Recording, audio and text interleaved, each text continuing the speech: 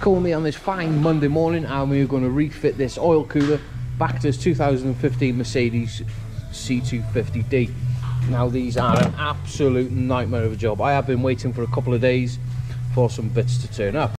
Now what normally happens on these oil coolers, in there it does fracture and you either get water in the oil or oil in the water, either way around, and it is awfully sludgy, or these O-rings go hard and the oil pressure leaks down the back of the block.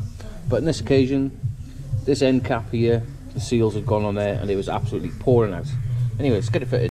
Now before we fit it, we're just going to put a little bit of red rubber grease around all the O-rings, and that'll make things a lot easier to install.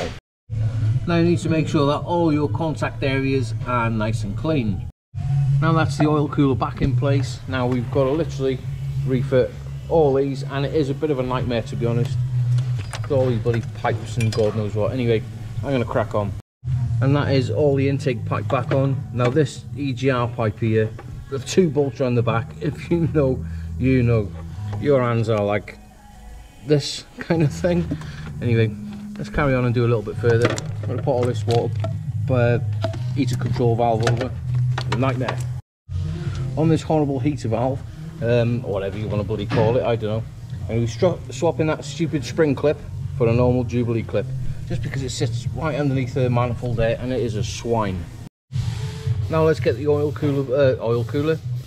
cooler back on, and there is one bolt which is right underneath, and you have to come with a long extension. It's a swine of a job. And there we go, that is the cooler back on, and also the vacuum box. Just be careful when you remove them, because it is pipes connected to the bottom of them. Just mark them up with a little bit of Tipp-Ex so you go on the right way. Anyway, let's get this aircon pump, we'll get there in a minute, and get it mounted down the bottom there. And again, it is fiddly. Now let's move around to putting the power steering pump back on. It is a bit fiddly because there's one bolt right down the bottom there where you've got to take an air conditioning pipe off to get to it. Anyway, let's get it on. And there we go, that is all put back together. But before we start it up, just going to pull the oil filter housing out and just make sure it has a new oil filter in it, which it has. Always double check. Before we get on the key and start it, I'm just going to pull the rail pressure sensors off, wind it over, make sure we get an oil pressure there, plug them back in, and then we'll get the car running. And there we go, that is the car back up and running, and it sounds absolutely sweet.